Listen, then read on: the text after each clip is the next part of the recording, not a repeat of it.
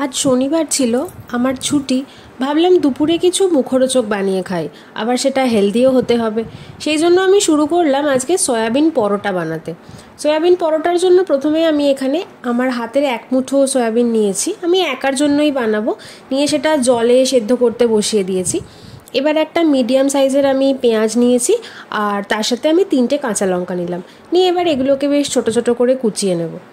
গুড়গাঁওতে আসার পরে আমি যেটা দেখেছি, এখানে লোকের মধ্যে মানে মনে হয় এটা পুরো উত্তর ভারতেই আছে, যে পরোটা খাওয়ার চলটা বেশ বেশি। আর পরোটা মানে সে কি বিভৎস সাইজ, মানে এক একটা সেই বড় বড় থালার মতো সাইজের পরোটা। মানে আমি তো কোনোদিনই একটা খেতে পারি না, চিরকালই অর্ধেকটা পরোটা খেয়েই আমার তো পেট ভরে যায়, আর আমি খেতে পারি না। আর এখানে এমন কোনো জিনিস নেই যেটা দিয়ে পরোটা তৈরি হয় না। বেশ ভাল লাগে খেতে। আমি অবশ্য এখানে আসার পরে এখনও শুধুমাত্র পনির পরোটা আর আলুর পরোটাই খেয়েছি।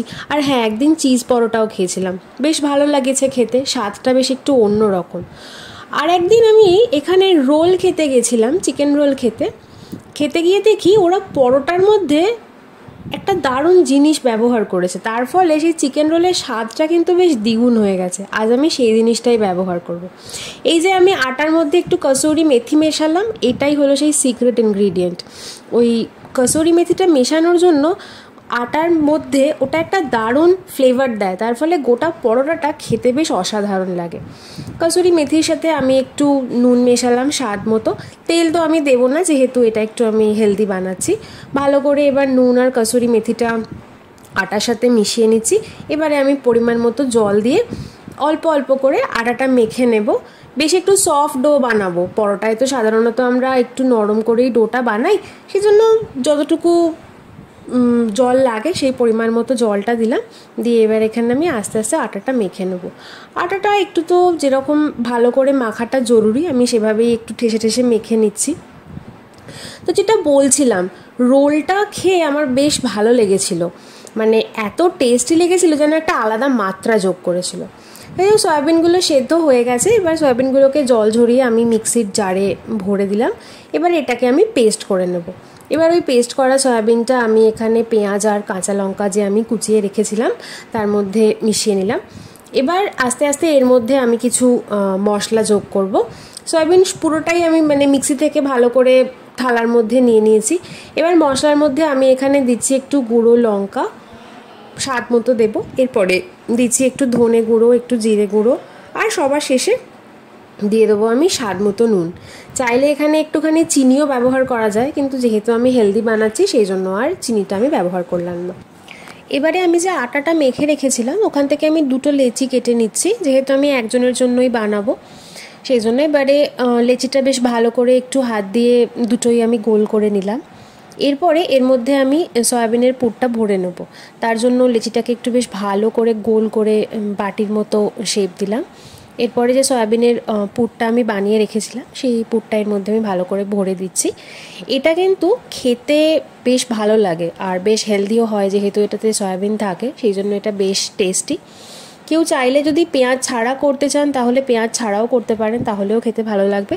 তবে সেই ক্ষেত্রে আমি বলবো যে এর মধ্যে একটু ক্যাপসিকাম মিশিয়ে নিতে, তাহলে কিন্তু খেতে বেশ ভালো লাগবে। এটা পুরটা ভরে ভালো করে আমি সব দিক থেকে ভালো করে বন্ধ করে নিলাম। সেকেন্ড যে লেচিটা আছে ওটাতেও আমি একইভাবে পুর ভরে ওই লেচিটাও বানিয়ে নেব। এবারে আমি অল্প করে আটা দিয়ে লেচিগুলো বেলে নেব। এবার পরোটার আকারে আমি গোল করেই বেলছি, এগুলো তো গোল করেই সাধারণত বেলা হয়। আমার এখানে পরোটা খাওয়ার এক্সপিরিয়েন্স বেশ ভালো। আর একটা জিনিস হচ্ছে, এখানে পরোটার সাথে সবসময় কমপ্লিমেন্টারি আচার দেয়, বেশ টেস্টি হয় সেই আচারগুলো খেতে। একটু করে বাটার দেয়, মানে ছোট ছোট যে আমুলের বাটার পাওয়া যায় সেই বাটার দেওয়া হয়। আর ওই একটা বিশাল থালার সাইজের পরোটা আর তার উপরে বাটার মিশিয়ে খাওয়াটাই হচ্ছে এখানকার প্রচলন। আমরা যদিও সেটা খেতে খুব একটা অভ্যস্ত নই, আমাদের পশ্চিমবঙ্গে তো এইভাবে মাখন দিয়ে পরোটা খাওয়ার চল অতটা নেই। তবে আমি খেয়ে দেখেছি একবার, বেশ ভালোই লাগে মাখনের সাথে পরোটা মিশিয়ে খেতে। একটা পরোটা আমি বেলে নিলাম। এইভাবে আমি দ্বিতীয় যে লেচিটা বানিয়ে রেখেছিলাম সেটা দিয়েও আমি পরোটা বানিয়ে নেব।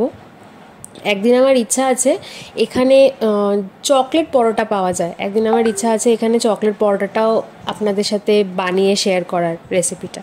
যদি আপনারা দেখতে চান চকলেট পরোটার রেসিপি আমাকে অবশ্যই জানাবেন কমেন্ট করে, আমি অবশ্যই আপনাদের সাথে শেয়ার করব। দুটো পরোটা ভালো করে বেলে নিয়েছি, এবারে আমি পরোটাগুলো সেঁকে নেব। প্রথমে আমি চাটুটা গরম করে তার মধ্যে পরোটাটা দিয়ে দিয়েছি। প্রথমেই আমি ঘি বা তেল কিছু দিইনি, শুকনো পরোটাটাই একটু দু পিঠ ভালো করে সেঁকে নেব। যখন দুটো পিঠ ভালো করে সেঁকা হয়ে যাবে তখন আমি সামান্য একটু ঘি দিয়েছি, খুব সামান্য 1 চামচ মতো ঘি দিয়েছি, সেটা আমি রেকর্ড করতে ভুলে গেছি অবশ্য। দুটো পরোটাই আমি ভেজে নিয়েছি, আর আমার কাছে সামান্য একটু পনির ভুর্জি ছিল, সেটার সাথেই আমি আজকে লাঞ্চটা সারবো। দুটো পরোটা গরম গরম আর তার সাথে অল্প একটু পনিরের ভুর্জি, লাঞ্চটা কিন্তু জমে গেল। তো আজ এ পর্যন্তই, দেখা হচ্ছে পরের ভিডিওতে।